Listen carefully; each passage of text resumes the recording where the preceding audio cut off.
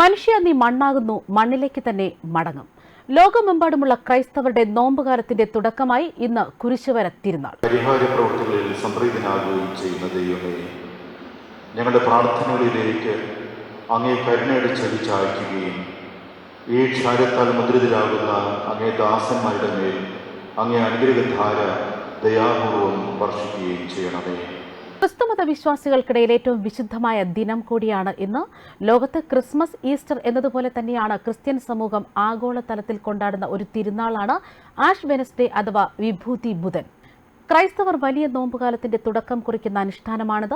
ഇനി 50 ദിവസം ക്രൈസ്തവർക്ക് വ്രതശുദ്ധിയുടെ നാളുകളാണ്. ദാനധർമ്മത്തിന്റെയും സഹനത്തിന്റെയും നാളുകൾ മാത്രമല്ല ഈ നോമ്പുകാലം. ക്രിസ്ത്യാനികൾ ഏറ്റവും കൂടുതൽ ആളുകളെ സഹായിക്കുന്നതും സേവനങ്ങളുമൊക്കെ ചെയ്യുന്ന നാളുകളാണ് ഈ നോമ്പുകാലം. മാത്രമല്ല, നോമ്പെടുക്കുന്നതോടെ ത്യാഗപൂർണമായ ജീവിതവും മത്സ്യമാംസാദി അടക്കമുള്ള ഭക്ഷണം ഉപേക്ഷിച്ചും ആഘോഷങ്ങൾ ഒഴിവാക്കിയും ക്രൈസ്തവർ ഇക്കാലയളവിൽ ആഡംബര ചെലവിനായി ഉപയോഗിക്കുന്ന പണം പാവങ്ങൾക്ക് നൽകുന്നതിലൂടെ പുണ്യകർമ്മങ്ങളും ചെയ്യുക എന്നതാണ് ഈ നോമ്പുകാലത്തെ സന്ദേശം.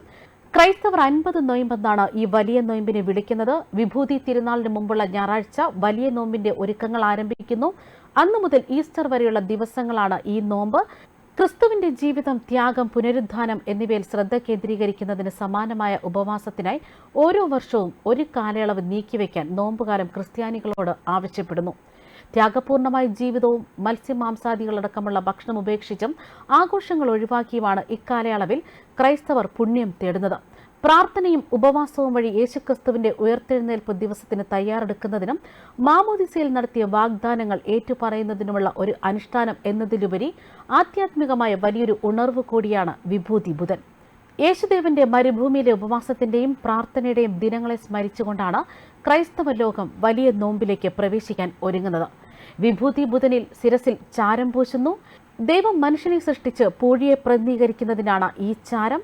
നീ മണ്ണാകുന്നു, മണ്ണിലേക്ക് തന്നെ നീ മടങ്ങും എന്ന വചനം പറഞ്ഞുകൊണ്ടാണ് വൈദികൻ വിശ്വാസിയുടെ നെറ്റിയിൽ ചാരം പൂശുന്നത്.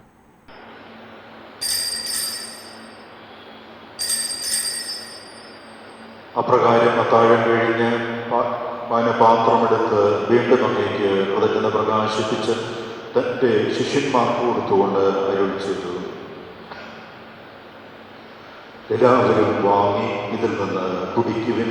എന്തെന്നാൽ ഇത് നിങ്ങൾക്ക് വേണ്ടിയും അനേകർക്ക് വേണ്ടിയും പാപമോചനത്തിനായി ചിന്തപ്പെടാനിരിക്കുന്ന എൻ്റെ രക്തത്തിൻ്റെ നവീനവും സനാതനവുമായ ഉടമ്പടിയുടെ പാനപാത്രമാകുന്നു. ഇത് നിങ്ങൾ എൻ്റെ ഓർമ്മയ്ക്കായി ചെയ്യുക.